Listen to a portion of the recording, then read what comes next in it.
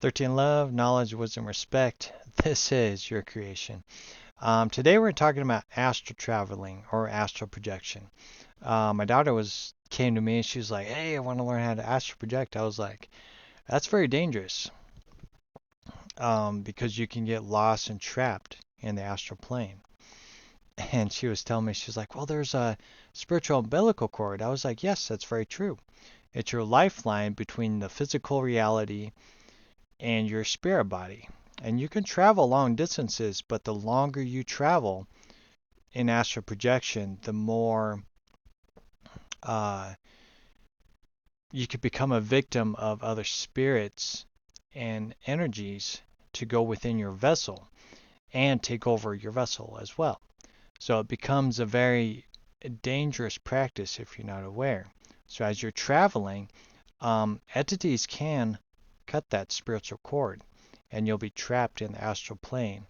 But your physical vessel will either die or a spirit will take over. So it's learning about what's real and the real outcome of things because there's a lot of people that are fake and scammers and say, "Oh yeah, I astral project all the time," but you don't know unless you're them, right? And based on my personal experiences, it gets pretty scary. It really does because of all the things that can happen. If you talk to the masters, like I was telling my daughter, is that if you look into Japan and their experiences with astral projection, and with the Hindus, the monks will tell you the same thing. It's very dangerous in the astral plane. Never go there, unless if you're really plan to become a master of it. And the only reason why you want to become a master of it is to help your brothers and sisters out when they get trapped in the astral plane. So when a lot of people go into like a comatose state or in a coma, sometimes they don't know. Sometimes it could be from a bad accident, but their spirit body goes into the astral plane, either to await until their body is fully intact, or until another spirit decides to go and help them out of the astral plane, which is where the masters come in. So it's very interesting, but like I said, it's very dangerous. So do your homework on astral projection um, and know what you're really getting into, because if you leave your vessel, like I said earlier, you know, there's so many different spirits that are looking for hosts to take over. So if you ain't home, you can have an invasion within your body and they can take over your suit, right? Because this vessel, this suit is designed to harness spirits and different kind of energies. So be aware of that, right?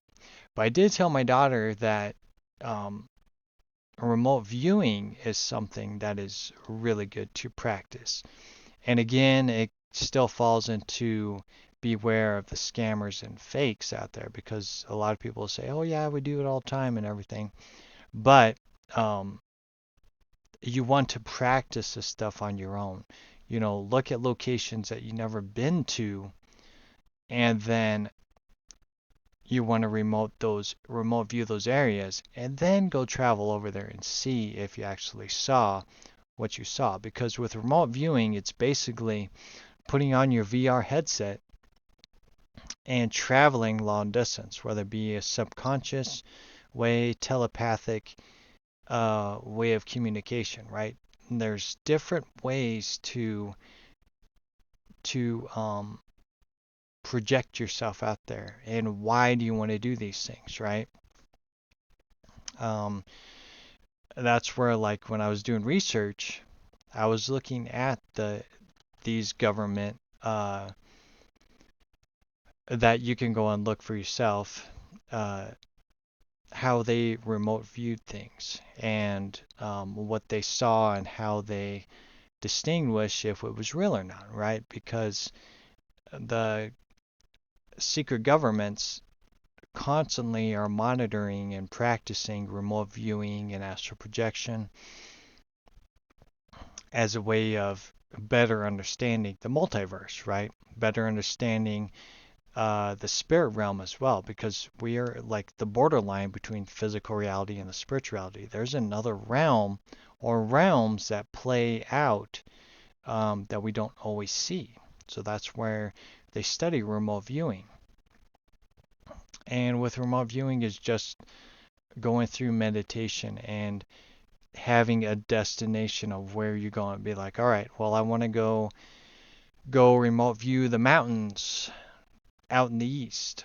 Okay, well, let me focus on those mountains and then see what I can see. Look at for trees, look for maybe a cabin or something that I can go by, remember it, and then also see if I can get the location of it, and then write down that location and see if what I saw, like get a piece of paper and draw the best you can uh, to see if it really worked. And that's where you can really uh, practice and learn how to remote view. So at the end of the day, to keep it simple, astral travel and astral projection, stay away. Unless you plan to become a master, I would go and um, study and learn from the masters like Japan, and the Hindus are really good at that. But remote viewing, I mean, from my personal experience, it's safe, and all you're doing is you're just like a satellite. You're just viewing these areas, and it really comes in handy if you have a mission and you need to go heal the land, right? And that's where remote viewing would come in. So just to keep it simple, I figured I'd share that since my daughter's been asking me all these questions, and it's really helping me look at different ways to make videos as well. Because these are basic things that everybody is experiencing, wanting to experience, and want to learn, but also be real and honest with your viewers of the dangers of, like I said, astral projection, and then the fun of remote viewing, right? There's always you got to learn um, all these things because astral projection is different and separate from remote viewing at the end of the day. So yeah, so figured I'd share that. And until next time, this is the next level. Love yourself, keep shining bright. I'll talk to y'all later.